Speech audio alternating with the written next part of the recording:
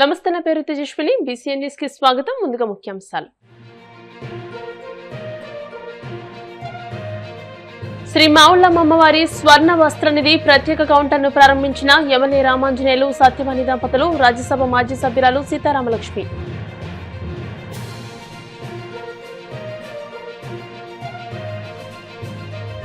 ఉండి నియోజకవర్గంలో పలు అభివృద్ధి కార్యక్రమాలు ప్రారంభించిన డిప్యూటీ స్పీకర్ త్రిపులార్.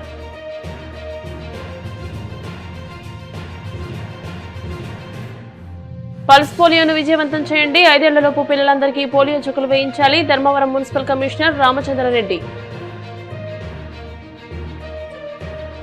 మాజీ ముఖ్యమంత్రి వైఎస్ జగన్మోహన్ రెడ్డిని విమర్శించే స్థాయి పంతం నానాజీకి లేదు. కాకినాడ రూరల్ ఎమ్మెల్యే వ్యాఖ్యలను ఖండించిన ఆకివీడు మండల వైఎస్ఆర్సీపీ కన్వీనర్ నంద్యాల సీతారామయ్య. భీమవరం శ్రీ మావుళ్ళమ్మ అమ్మవారి స్వర్ణ వస్త్రానికి ఆలయ ప్రాంగణంలో ఏర్పాటు చేసిన బంగారు చీర ప్రత్యేక కౌంటర్ను గురువారం ఉదయం రాష్ట్ర public accounts committee chairman MLA Pulaparthi Ramanjaneyulu, Satyavani దంపతులు, రాజ్యసభ మాజీ సభ్యురాలు తోట సీతారామలక్ష్మి ప్రారంభించారు. ఎమ్మెల్యే అంజిబాబు మాట్లాడుతూ అమ్మవారికి నిలువెత్తు బంగారు రూపం చేయడమే లక్ష్యమని, దాతలు భక్తుల సహకారం ఎంతో అవసరమని, అమ్మవారిని స్వర్ణమయం చేయడానికి 100 కేజీల బంగారం అవసరమని అన్నారు. ఇప్పటి వరకు సుమారు 50 కేజీల బంగారంతో వివిధ ఆభరణాలు చేయడం జరిగిందని అన్నారు. మరొక 23 కేజీల బంగారం దేవస్థానం దగ్గర ఉందని అన్నారు. ఇంకా సుమారు 27 కేజీల బంగారం కావాల్సి ఉందని, త్వరలోనే దాతల సహకారంతో స్వర్ణ వస్త్రాన్ని పూర్తి చేస్తామని అన్నారు. స్వర్ణ వస్త్రానికి దాతలు విరాళాలు అందించారు. ఎమ్మెల్యే అంజిబాబు, సత్యవాణి దంపతుల మనవడు కార్తికేయ చేతుల మీదుగా 1,50,000 రూపాయలు, ఒక భక్తుడు 4 గ్రాముల బంగారం, టి వెంకటకృష్ణగుప్తా 11,116 రూపాయలను స్వర్ణ వస్త్రానికి విరాళంగా అందించేశారు. దాతలకు ఆశీర్వచనాలందించి ఆలయ మర్యాదలతో సత్కరించారు. రాజ్యసభ సభ్యులు పాకా సత్యనారాయణ, ఆలయ ఈవో ఉద్దా మహాలక్ష్మి నగేష్, చైర్మన్ బొండాడ నాగభూషణం, ధర్మకర్తల మండలి సభ్యులు, స్వర్ణ వస్త్ర ప్రాజెక్టు కమిటీ సభ్యులు, భక్తులు ఈ కార్యక్రమంలో పాల్గొన్నారు.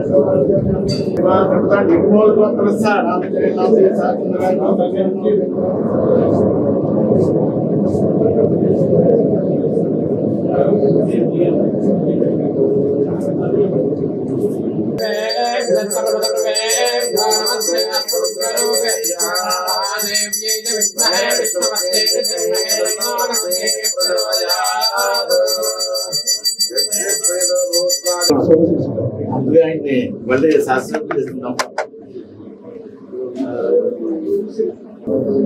ఓం చేతవేద శేషనమా సోమరాజి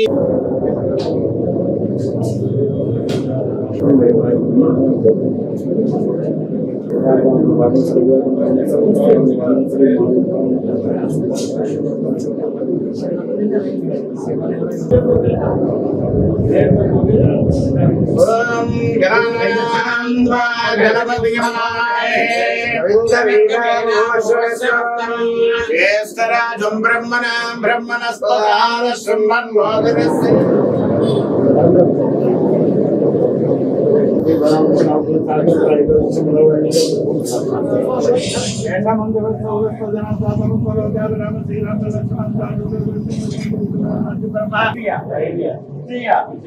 అభయ ఆయు ఆరోగ్య సంతాన అభివృద్ధి సిద్ధ్యర్థం వృత్తి వ్యాపార వ్యవసాయ రాజకీయ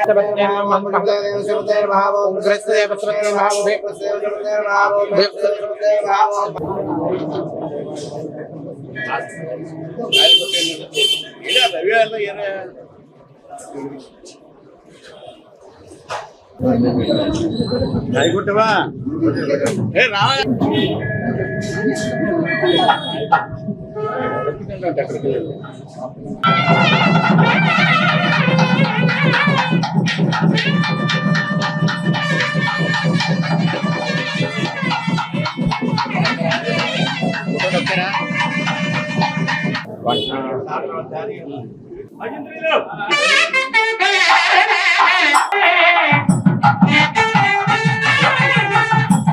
సార్ ఆగండి సార్ కొంచెం సంతకం అయిపోయినా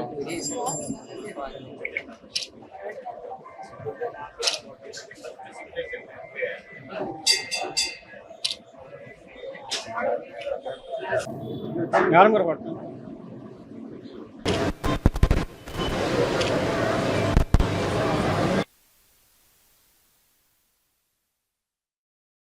భీమవరపట్నం వెల్వేల్పు మన గ్రామ దేవత శ్రీ శ్రీ శ్రీ మావుళ్ళ అమ్మవారు స్వర్ణ నిధి ఏర్పాటు చేసి అమ్మవారికి నిలువెత్తు బంగారం తయారు చేయాలని చెప్పి ఆలోచన చేసి 2009లో ఈ కార్యక్రమం ప్రారంభించడం జరిగింది.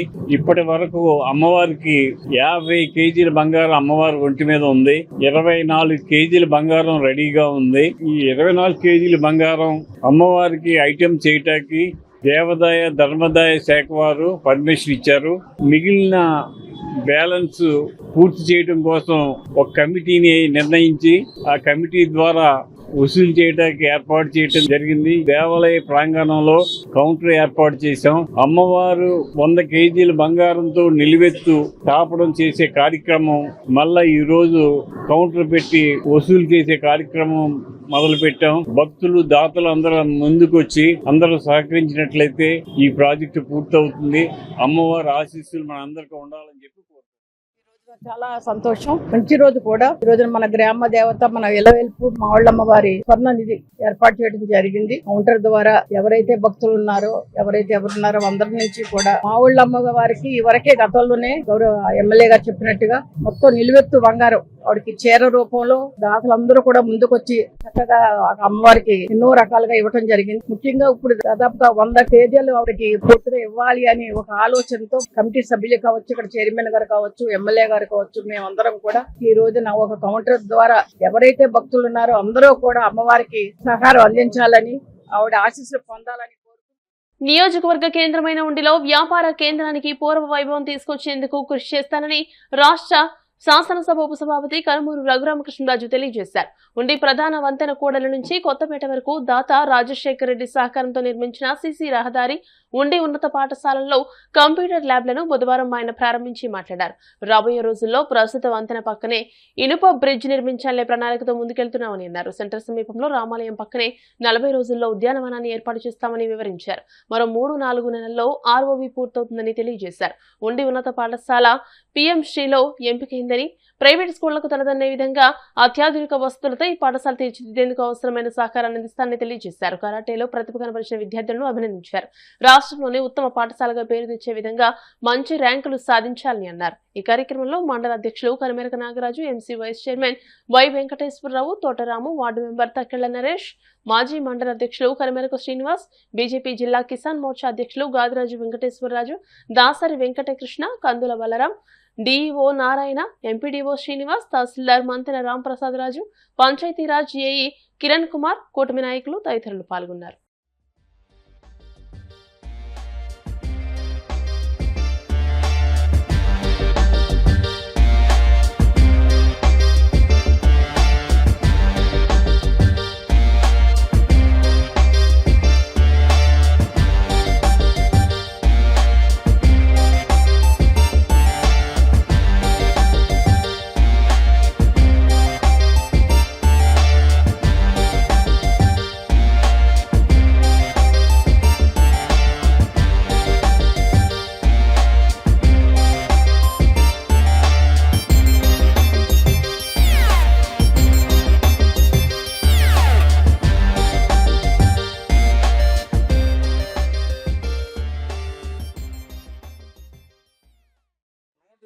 సంవత్సరాల ఘన చరిత్ర కలిగిన హై స్కూల్లో కంప్యూటర్ ల్యాబ్ ప్రారంభించడం చాలా సంతోషంగా ఉంది. రేపు రాబోయే రోజుల్లో మన నియోజకవర్గంలో ఆల్రెడీ మీ ఉండి స్కూల్ పిఎంశ్రీలో ఉంది. మరింత వైభవం చేకూర్చే విధంగా రాష్ట్ర ప్రభుత్వం ఒక్కొక్క నియోజకవర్గానికి ఒక స్కూల్ ఎంపిక చేయాలి అంటే మనం మీ స్కూల్ ని ఎంపిక చేయడం జరిగింది. రాబోయే రోజుల్లో వచ్చే సంవత్సరం నాటికి అన్ని ప్రైవేట్ స్కూల్స్ ని తలదన్నే విధంగా అత్యాధునిక వసతులతో మీ స్కూల్ ఉండబోతుంది అంటంలో ఎటువంటి సందేహం లేదు. ఆ కరాటేలో మీ ప్రతిభ చూసాం. చాలా తక్కువ సమయంలో చాలా ఎక్స్ట్రాడినరీగా మీరందరూ కూడా పెర్ఫామ్ చేశారు. ఉండి సెంటర్లో సుమారు 400 మీటర్లు కాలువగట్టు వెంబడి జంక్షన్ నుంచి కొత్తపేట వరకు డబుల్ విత్ అంటే 2 వెహికల్స్ క్రాస్ అయ్యేలాగా కాంక్రీట్ రోడ్డు మన శేఖర్ రెడ్డి గారు ఆయన సొంత నిధులతో ఏర్పాటు చేయడం జరిగింది. ఈ ఏరియాకి ఈ జంక్షన్ లో ఎక్కువగా ట్రాఫిక్ ఇబ్బందులు చాలా సార్లు తలెత్తున్నాయి. చాలా వరకు ఆ ఇబ్బందులు లేకుండా ఇవాళ ఈ రోడ్డు ప్రారంభంతో మనకి ఇబ్బందులు తొలగుతాయి.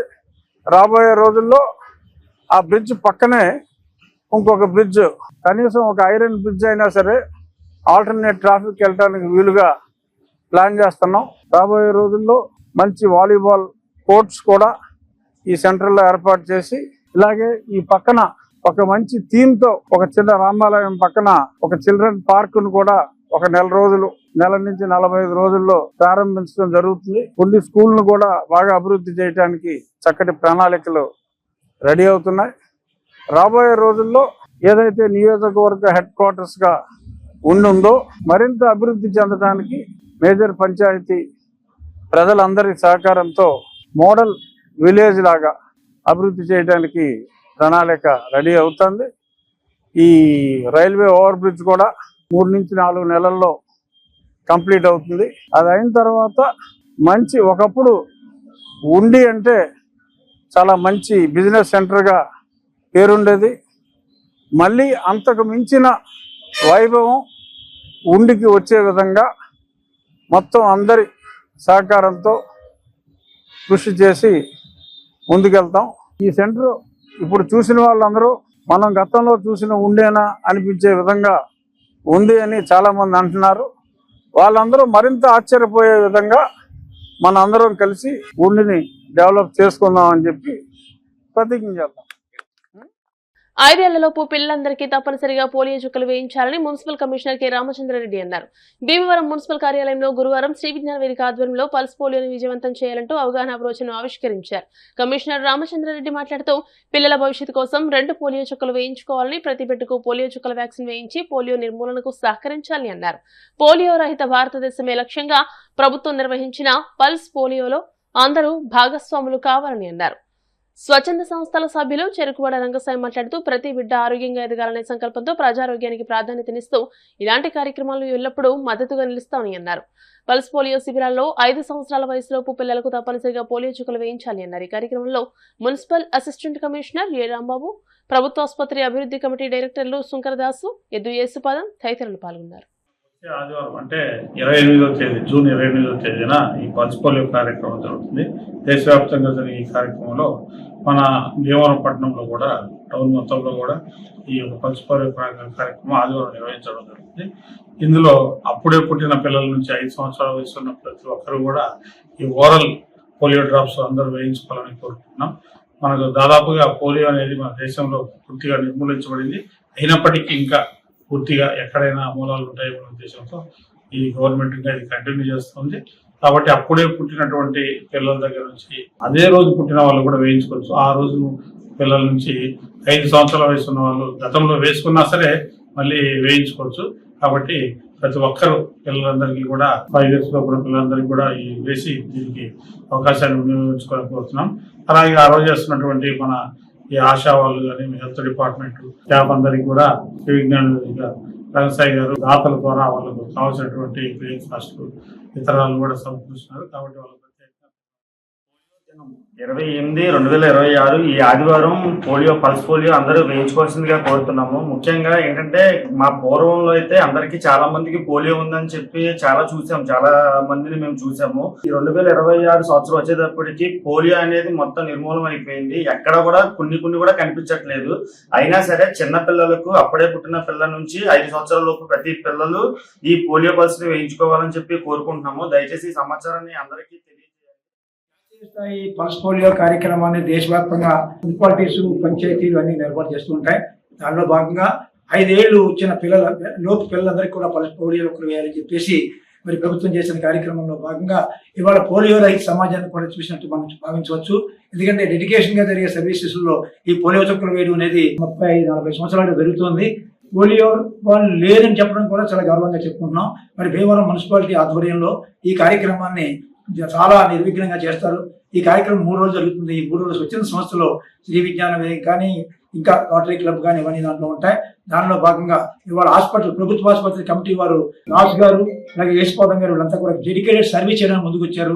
మరి కమిషనర్ రామచంద్ర రెడ్డి గారు అలాగే అసిస్టెంట్ కమిషనర్ రాంబాబు గారు వీళ్ళంతా కూడా కంప్లీట్ MHO సోమశేఖర్ గారు అంతా కూడా డెడికేటెడ్ సర్వీస్ కోసం వీళ్ళంతా ఉన్నారు. దీంట్లో అందరూ కూడా ప్రజలంతా కూడా దీన్ని భాగస్వాములు అవ్వాలి. ప్రతి వాళ్ళు కూడా దీంట్లో పోలీసు హక్కులు వేసుకుని ఆరోగ్య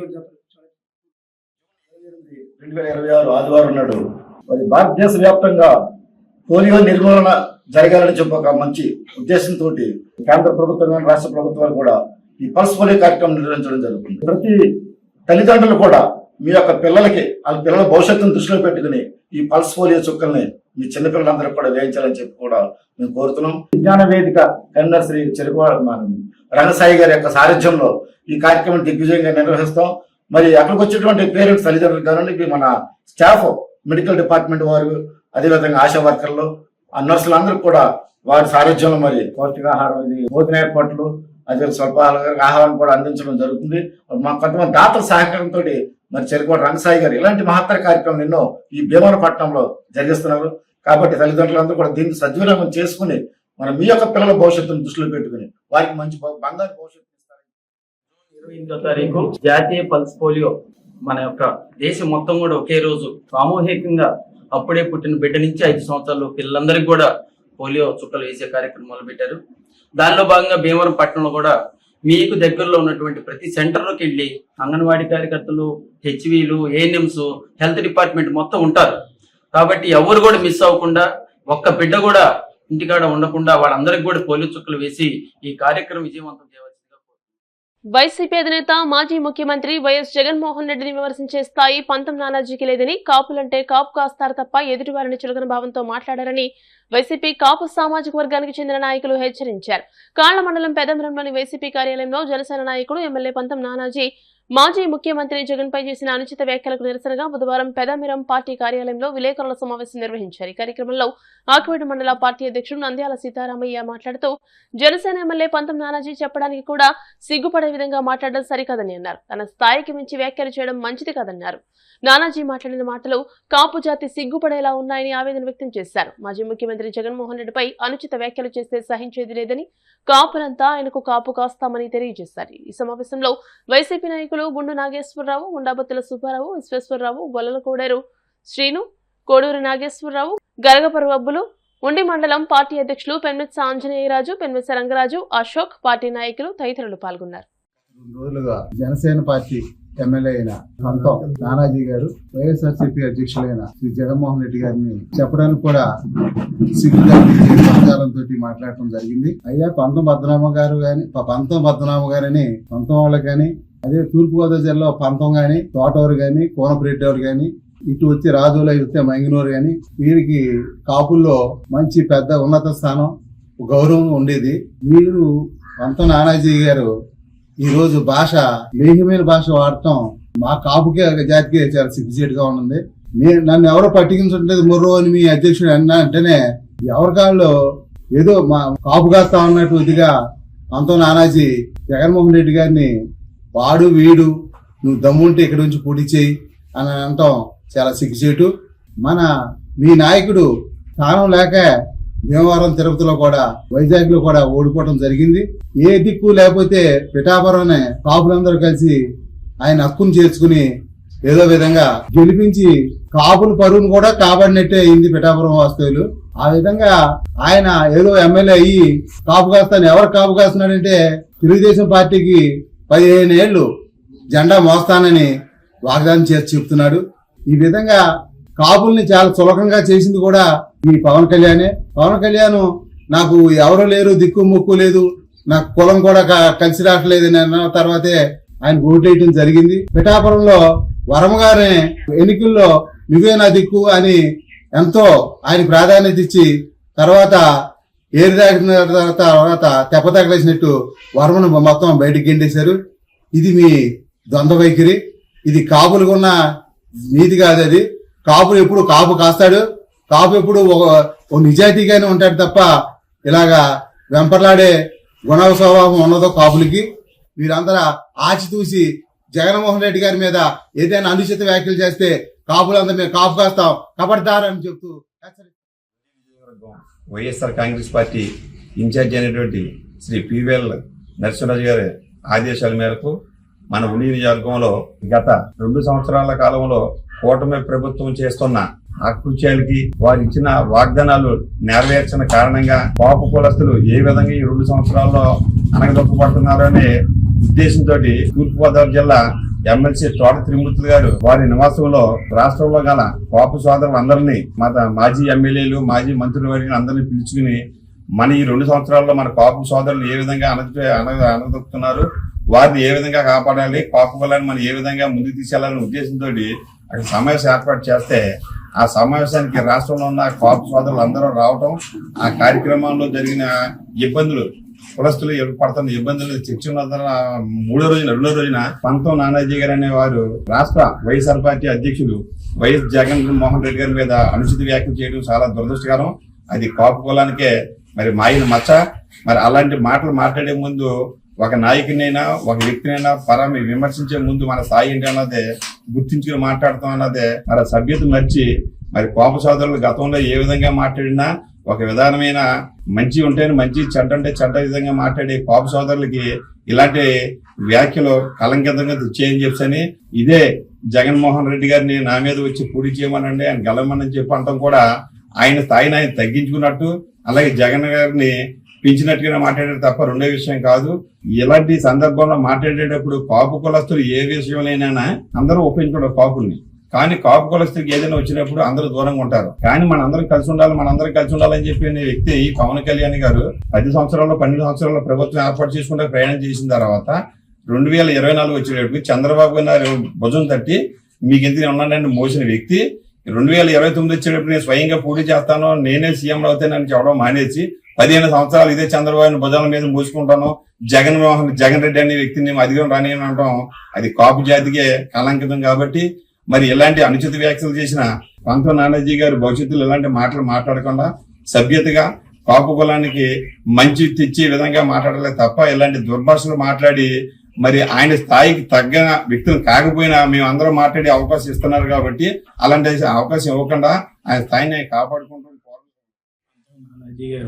జగన్మోహన్ రెడ్డి గారి మీద మాట్లాడిన అనుచితమైన వ్యాఖ్యలకు రాష్ట్రంలో ఉండే కాపు నాయకులందరూ కూడా ఎంతో బాధపడుతున్నారు. ఆయన ఏదో మెప్పు పొందడం కోసం ఆయన చేసిన ఈ అనుచితమైన వ్యాఖ్యలు చాలా దారుణం. జగన్మోహన్ రెడ్డి గారిని కాకినాడ రమ్మంటాం అంటే అది ఎందుకంటే ఆయన తాతగారు గాని ఆయన తండ్రి గారు గాని జగన్మోహన్ రెడ్డి గారు గాని పుట్టింది కడపలో, ఆయన సొంత నియోజకవర్గంలోనే ఇంతవరకు పోటీ చేయడం జరిగింది. ఎవరైనా చేసేది అదే ఎక్కువ శాతం. ఈయనకైతే మరి మీ నాయకుడికి పోటీ చేయటానికి రాష్ట్రంలో సేఫ్టీ కాన్స్టిట్యున్సీలు నెతుక్కోవాలి. ఇప్పుడు మనం భీమవరం నుంచి మాట్లాడుతున్నాం. మరి ఈ భీమవరంలో చిరంజీవి గారు తాతగారు తండ్రి గారు లేకపోతే వాళ్ళ అన్నదమ్ములు లేకపోతే వాళ్ళ అత్తగారు ఎవరైనా ఉన్నారా? వాళ్ళు ఎన్నుకున్న నియోజకవర్గాలు ఏంటి? పిఠాపురం, భీమవరం, గాజువాక. ఇది ఏ ఉద్దేశంతో ఈ కాన్స్టిట్యున్సీలో ఆయన ఎన్నుకున్నాడు?